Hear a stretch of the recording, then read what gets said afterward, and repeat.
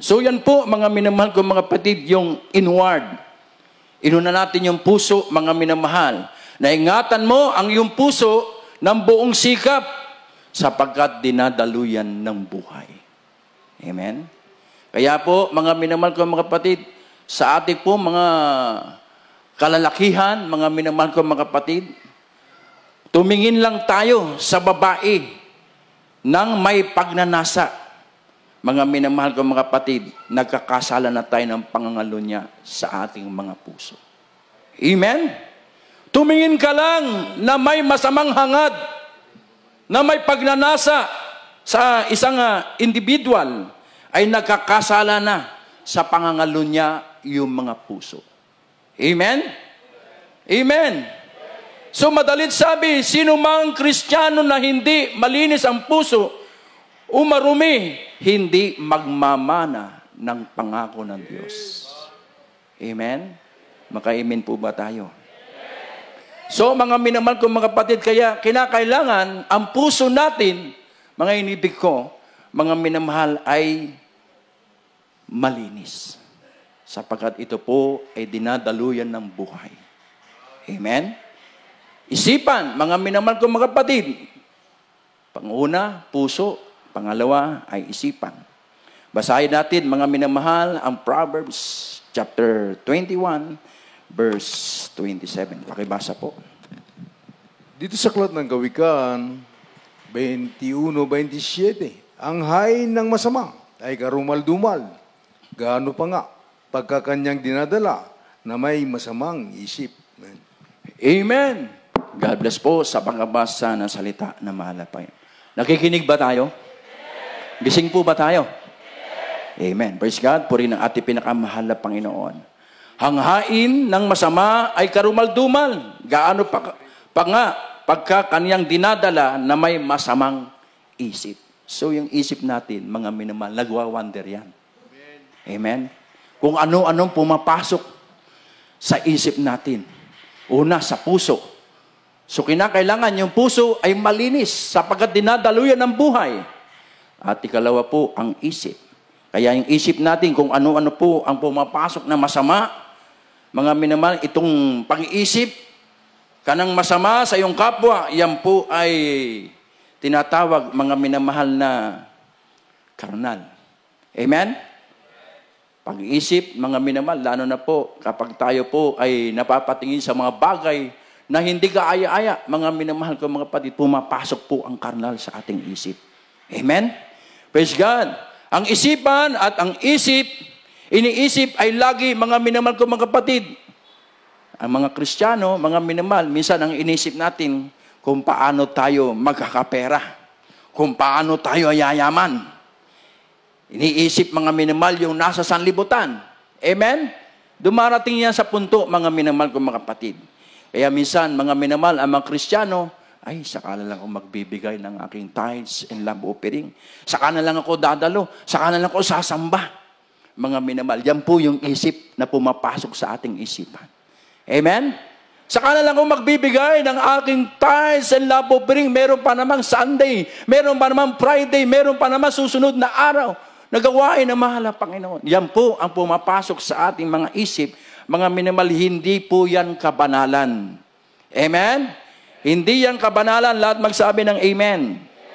Kaya mga minamahal ko mga kapatid, yung isip natin kinakailangan, mga minamahal, ito po ay malinis at kaaya-aya sa paningin ng ating pinakamahal na Panginoon. Basahin natin Colossians chapter 3, verse 2. Mga taga-Colossos, kabanatang 3, ang talata ay 2. Ilagak ninyo ang inyong pag-iisip sa mga bagay na nga sa itaas, huwag sa mga bagay na nasa ibabaw ng lupa. Amen. God bless po sa pagbabasa ng salita na malapay. Ilagak ninyo ang inyong pag-iisip sa mga bagay na nasa taas. Huwag sa mga bagay na sa ibabaw ng lupa. Mga minamahal, andito pa tayo sa lupa. Mga minamahal, kailangan natin ng pinansyal. Kailangan natin ng support para sa inyong mga family, mga minamahal. Kaya kayo po ay naghahanap buhay, nagtatrabaho, mga minamahal. Dahil kailangan natin yan. Pero kapag na tayo po ay nasa gawain ng mahal na Panginoon, mga minamahal, araw ng pananambahan, kinakailangan, mga minamahal kong mga kapatid, yung isip natin ay para sa mahal na Panginoon. Amen? Amen po ba, mga minamahal? Dahil dumadalo tayo sa gawain ng mabait na Diyos, mga minamahal, ituon natin ang ating puso at isip sa mahal na Panginoon. Amen po ba, mga minamahal? So, mga minamahal, outward appearance naman po tayo, mga minamahal. Amen? Unahin natin, mga minamahal, ang labi. Nakikinig ba tayo? Basahin natin ang Ephesians chapter 4, verse 29. Pakibasa po. Dito sa aklat ng Efeso 4:29, anumang salitang mahalay ay huwag lumabas sa iyong bibig, kundi ang mabuting ikatitibay ayon sa pamangangailangan, upang makinabang ng biyaya ang mga nagsisipakinig. Amen. Amen. Lahat magsabi ng praise the Lord. Ito pong salita ng Diyos, mga minamahal, ay dinadala po ng mga ngaral, ay tinuro po ng ating kagalang-galang ng mga pastor, mga minamahal, nangaral ng salita ng mga Panginoon, beloved pastor, the beloved Almeida children, to our beloved ministers, preachers, ordained preachers, mga minamahal, ipinangaral ng salita ng mahal na Panginoon para saan po, mga minamahal ko mga kapatid? Para po sa salitang mga minamahal na mabuting matatanggap natin, mga minamahal, sa ikatututo natin, mga minamahal. Amen? Sa biyaya ng nagsisipagpakinig, mga minamahal, ng salita ng ating pinakamahal na Panginoon. Amen? Kaya, mga minamahal, anumang salitang mahalay ay huwag lumabas sa inyong mga bibig, kundi mabuting ikatitibay ayon sa pangailangan upang mapakinabangan ng biyaya ang mga nagsisipakinig. Amen? Kaya ito po, mga minamahal, nagsasalita po tayo dito, salita ng ating pinakamahal na Panginoon. Kaya kinakailangan yung ating mga labi, mga minamahal ko mga kapatid, ang lumalabas dito po, mga minamahal, ay pagpupuri sa mahal na Panginoon. Hallelujah, praise the Lord, mga minamahal. Amen, praise the Lord. Amen, praise God. Puri ng ating pinakamahal na Panginoon. So mga minamahal, kinakailangan yung bibig natin, mga minamahal ko mga kapatid, iwasan na natin yung mga bagay, mga minamahal ko mga kapatid, na ito po ay makapagdadala ng mga masasakit na salita, mga minamahal ko mga kapatid, na mga bagay na walang kabanalan sa ating mga bibig. Everybody say amen. So yung outward appearance, mga minamahal, kung mga kapatid, makikitaan tayo ng panlabas, mga minamahal ko mga kapatid, na may kabanalan sa pananamit, mga minamahal ko mga kapatid, at sa kilos at gawa natin. Everybody say amen. Kaya kapag tayo po ay mga anak ng mabait na Diyos, ang Kristiyano po ay hindi na po nagmumura. Amen? Hindi na nagsusumpa ng tao. Amen? Hindi na naninira. Hindi na masasakit na salita ang lumalabas sa bibig. Sorry for the word, mga minamahal. Amen? Praise God. Walang Kristiyano, mga minamahal ko mga kapatid, na masasabi natin, naninira doon, naninira dito, mga minamahal. Walang Kristiyano na akit sa langit na chismosa at chismoso. Amen? Amen. So kinakailangan, mga minamahal, ang labi natin, mga minamahal ko mga kapatid, mga inibig ko, ay pagpupuri sa mahal na Panginoon. Kapag tayo po ay sumasamba sa ating pinakamahal na Panginoon, ang ating binibigay, ang ating taus-pusong pagpupuri, pagsamba at pagdadakila, pagluluwalhati sa ating pinakamahal na Panginoon. Amen. Pagpapasalamat sa ating dakilang Diyos, sa mga biyaya na tinanggap natin sa mahal na Panginoon, sa pagbabago ng ating mga buhay, sa mga prima at ebidensya, mga himala na ating tinanggap sa ating pinakamahal na Panginoon. Yan dapat po ang magmumutawi sa ating mga labi. Amen. Praise God. Hindi na po mapangusga. Hindi na po mapalmintangin. Hindi na po mapanira. Kung ganito pa rin tayo, mga minamahal ko, mga kapatid, wala po tayo sa kabanalan. Amen? Kung ang ating pamumuhay, mga minamahal, ay ganun pa rin. Mga minamahal, andun pa rin yung galit at puot sa ating mga puso, sa ating mga isip, mga minamahal ko, mga kapatid, wala pa rin tayo sa kabanalan. Amen?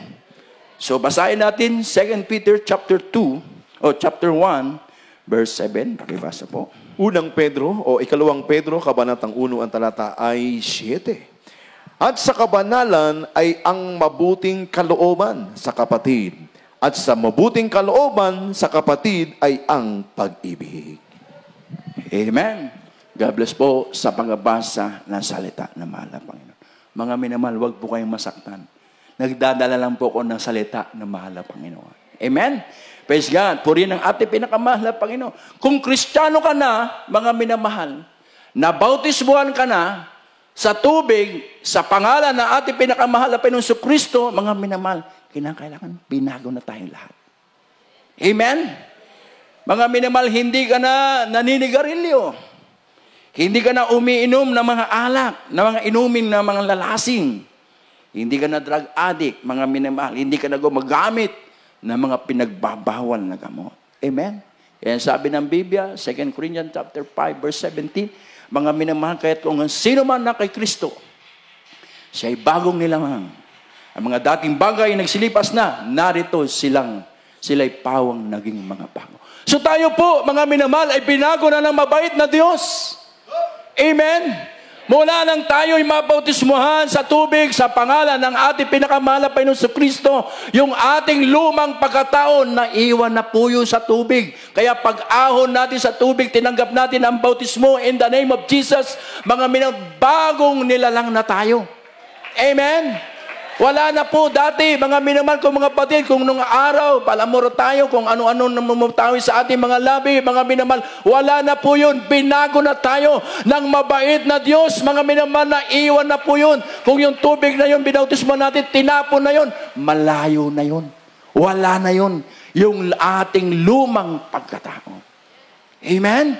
Praise God. Purin ating pinakamahal na Panginoon, basahin po natin ang Ephesians chapter 4, verse 29. Dito sa Aklat ng Kawikaan, ang kabanatay 4 at ang talatay 29.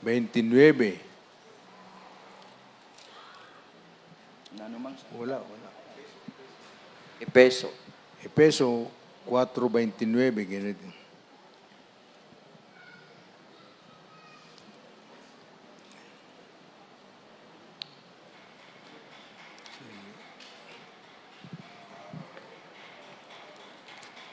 Ephesians chapter 5, verse 29. Anumang salitang mahalay ay huwag lumabas sa iyong bibig, kundi ang mabuting ikatitibay ayon sa pangangailangan upang makinabang ang biyaya ng mga nagsisipakinig.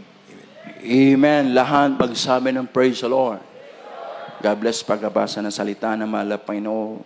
So wag na makita ito sa ating mga labi na ito po ay papasok sa ating mga bibig, kundi mabuting ang dapat papasok sa ating mga bibig. Para saan, mga minamahal? Para sa ikatitibay, upang ang paginabang, mga minamahal, ang mga nakakita at ang nagsisipakinig ng salita ng mahal na Panginoon. Amen. Amen. Sa bawat sa atin to, mga minamahal, lahat po tayo dito, mga minamahal. So outwards pa rin po tayo, mga minamahal ko, mga kapatid. Una, sa puso, sa isip, mga minamahal ko, mga kapatid. At ito naman po, mga minamahal. Sa outwards pa rin tayo, mga minamahal. Sa buhok naman tayo, mga minamahal. Sa mga brothers, mga minamahal, dapat clean cut. Amen? Amen. Presentable. Malinis tingnan. Everybody say amen. Sa mga beloved sisters na mga minamahal, mahaba ang mga buhok. Pagka ito ay kalwalatian nila. Amen? Praise God. Purihin ang ating pinakamahal na Panginoon. Sa basahin natin, mga minamahal, ang 1 Corinthians chapter 11, verse 5 up to 7. Pakibasa po.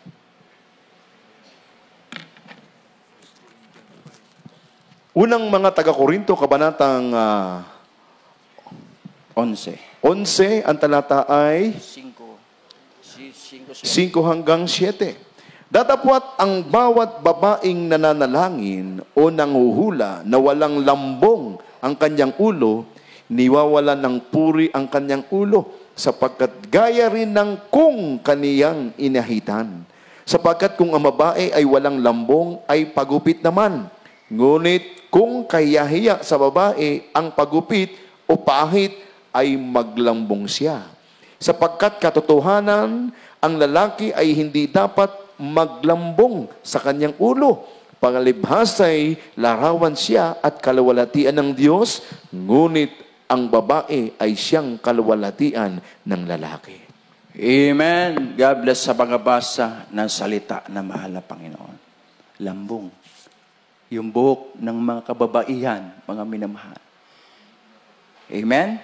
Praise God. Purihin ang ating pinakamahal na Panginoon. So mga minamahal ko mga kapatid, kapag ang mga kababaihan, mga minamahal ko mga kapatid, ay itinaas na natin yung ating mga ulo, yung mga ating mga buhok, hanggang itinalin natin sa ulo, mga minamahal, nawawala po yung kapanalan. Pero ang gagamitin natin dyan, mga minamahal, ay tuwalya. Amen? Praise God. Purihin ang ating pinakamahal na Panginoon.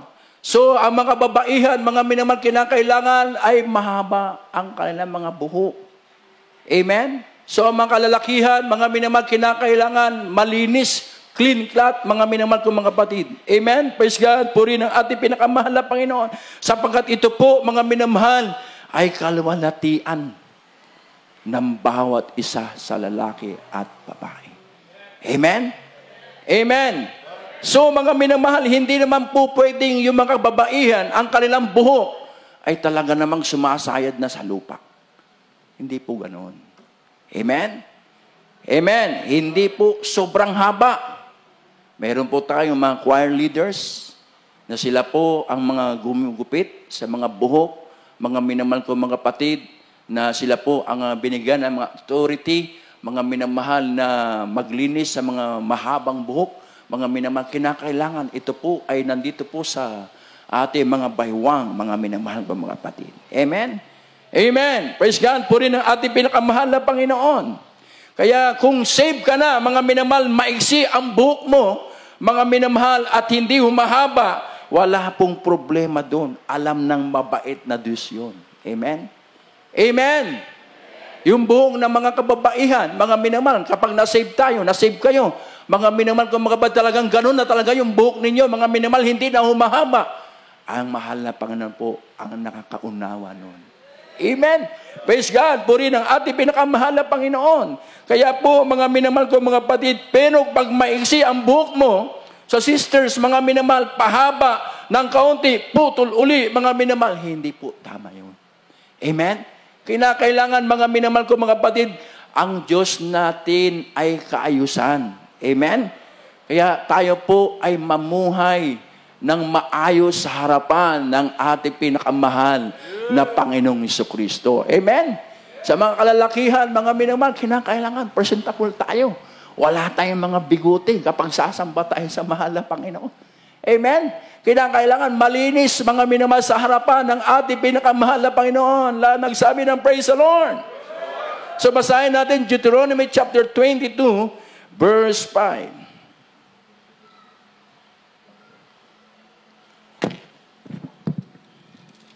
Dito sa aklat ng Deuteronomio 22:5.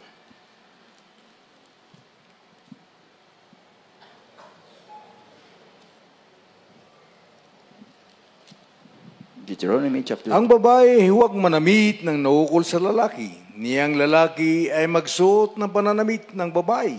Sapagkat ang sinumang gumagawa ng mga bagay nito ay karumal-dumal sa Panginoon mong Diyos. Amen.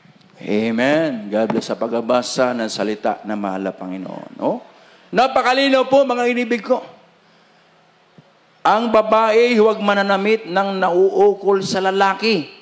Ni ang lalaki ay magsusuot ng pananamit ng babae. Sapagkat sino mang gumagawa ng mga bagay na ito ay karumal-dumal sa Panginoon mong Diyos. Amen.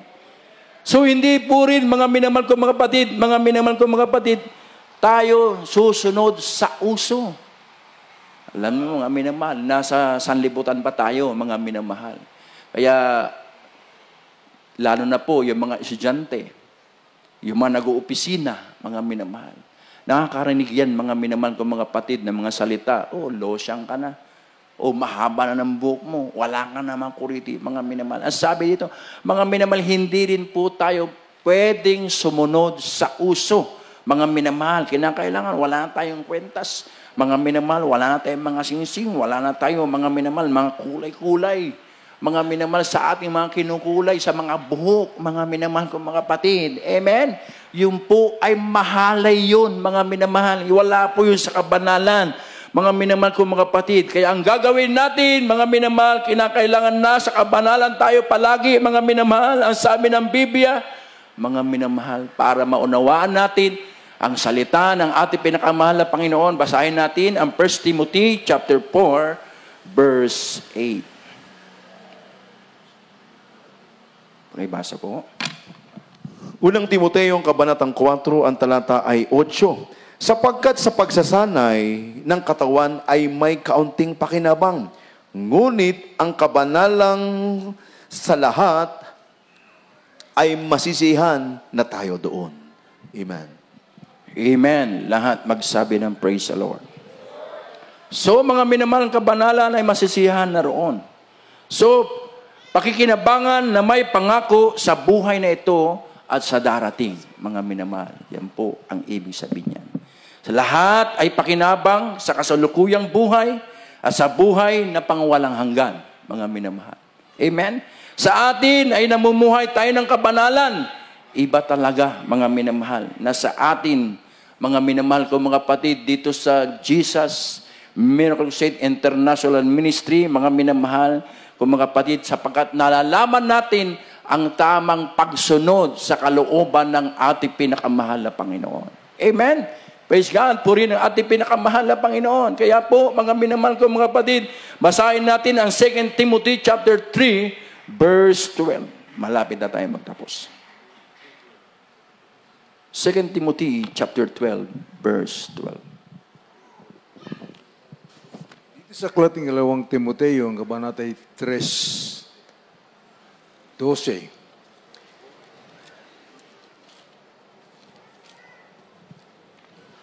Oh, at lahat ng ibig mabuhay na may kabanalan kay Kristo Jesus ay mga babata ng pag-uusig. Amen. Amen. Lahat magsabi ng praise the Lord. God bless po sa pagbabasa ng salita ng ating pinakamahal na Panginoon. Oo, sa lahat ng ibig mabuhay na may kabanalan kay Kristo Jesus, ay magbabata ng pag-uusig. Amen. So tayo po, mga minamahal, mula nung naglingkod tayo sa mahal na Panginoon, mga minamahal, lalo na po sa mga kababaihan, sa ating mga beloved sisters, sa mga beloved brothers, mga minamahal, unang-una, uusigin tayo. Loved ones natin na hindi pa na-save, mga minamahal ko mga kapatid, bakit nung araw, ang haba, ang iksi-iksi ng damit natin? Mga minamahal, wala tayong kabanalan. Amen? Pero nung tayo nakakilala sa mahal na Panginoon, mga minamahal, na bautisman tayo sa tubig sa pangalan natin pinakamahal na Panginoon, tayo po ay pinaging banal ng ating pinakamahal na Panginoon sapagkat itinuturo sa salita ng ating pinakamahal na Panginoon, ating beloved noble pastor, ang salita ng ating pinakamahal na Panginoon. Kaya tayo po ay darana sa mga pag-uusig. Amen? May pag-uusig sa buhay ng mga Kristiyano. Wala pong Kristiyano hindi nakakaranas ng pag-uusig at pag-trial sa ating buhay, mga minamahal. Amen? Kaibigan natin.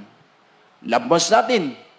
Mga minamahal. Minsan, yayain ka, magpagupit, hindi mo alam. Pinutol na pala yung buhok mo sa likod na nakahaba-haba. Amen? Amen!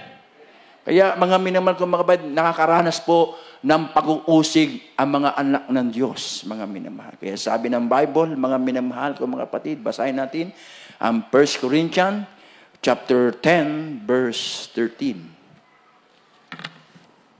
Unang mga taga-Korinto, kabanatang 10, ang talata ay 13. Hindi dumating sa inyo ang anumang tukso, kundi yung matitiis ng tao. Datapwat, tapat ang Diyos na hindi niya itutulot na kayo'y tuksuhin ng higit sa inyong makakaya, kundi kalakip din ng tukso ay gagawin naman ang paraan ng pag-ilag upang ito'y inyong matiis. Amen. God bless sa pagbabasa ng salita ng ating pinakamahal na Panginoon. So, mga minamahal, walang pagsubok na dumarating sa mga Kristiyano na hindi natin makakaya. Amen. Makakaya natin, mga minamahal kong mga kapatid. Kaya ito pong ating pinag-aaralan, salita ng mahal na Panginoon, holiness. mga minamahal, una, mga minamahal sa ano natin, mga minamahal sa puso't isip natin, mga minamahal, ngayon po, sa ating pananamit, ngayon naman po, mga minamahal, sa bibig po, at pangalawa, mga minamahal kong mga kapatid, pangatlo, mga minamahal kong mga kapatid, at ito pong apat, buhok, mga minamahal kong mga kapatid. Amen? So bakit mga minamahal kinakailangan mamuhay ng may kabanalan sa lahat ng paraan ng ating pamumuhay? Mga minamahal kong mga kapatid, sapagkat ito po, mga minamahal, ay nararapat sa mga tunay na mga anak ng Diyos. Amen? Paano tayo magmamana ng buhay na walang hanggan? Kung ang ating mga labi, mga minamahal kong mga kapatid, nagmumutawi sa mga iba't mga salita na mahalay sa mahal na Panginoon. Kung hindi tayo susunod sa kabanalan sa ating pinakamahal na Panginoon, hindi tayo magmamana ng pangako ng ating dakilang Diyos. Amen? Sinunod na natin, mga minamahal na kapatid, ang kalooban na mahal na Panginoon. Sundinan natin ng buong buo ito, mga minamahal, na walang labis at walang kulang, mga minamahal, sapagkat ito po ay para sa atin, para tayo ay magmana ng buhay na walang hanggan na pinangako ng ating pinakamahal na Panginoon. Amen? Basahin natin ang 2 Peter chapter 3, verse 12 up to 14.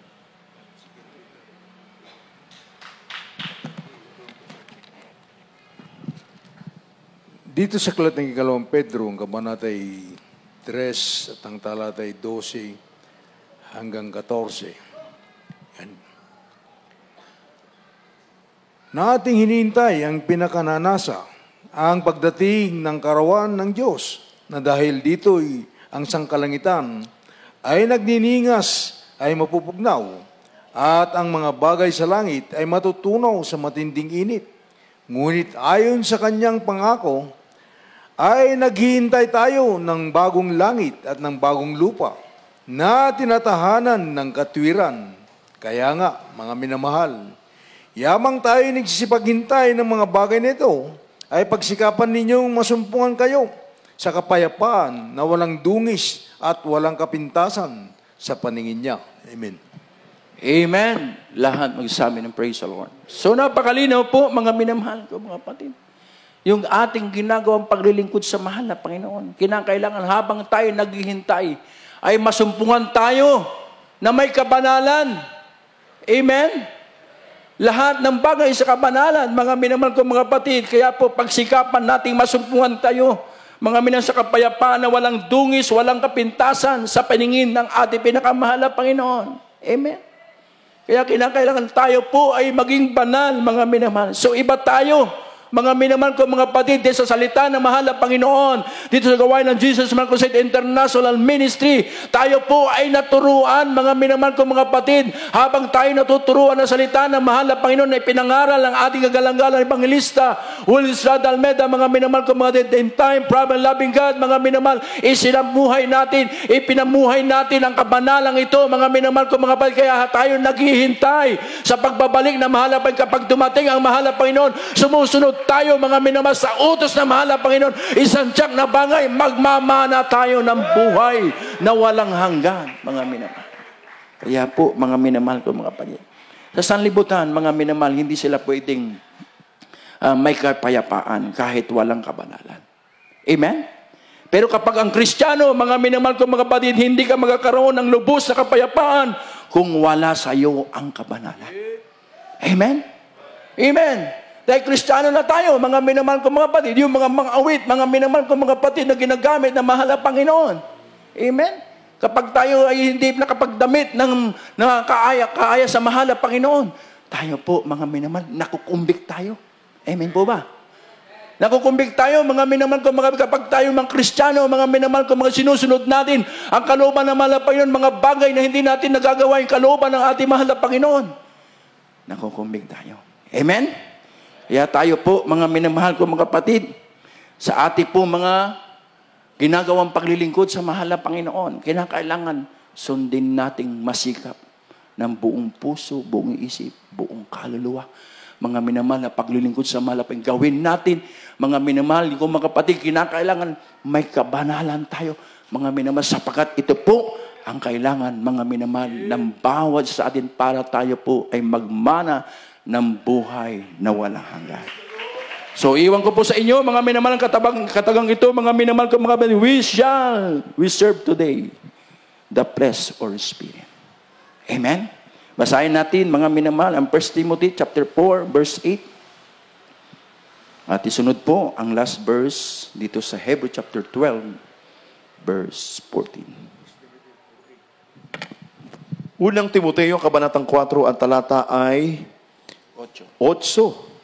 Sapagkat sa pagsasanay ng katawan ay may kaunting pakinabang, ngunit ang kabanalang sa lahat ay na mga bagay ay pinakikinabangan na may pangako sa buhay na ito at sa darating. Amen.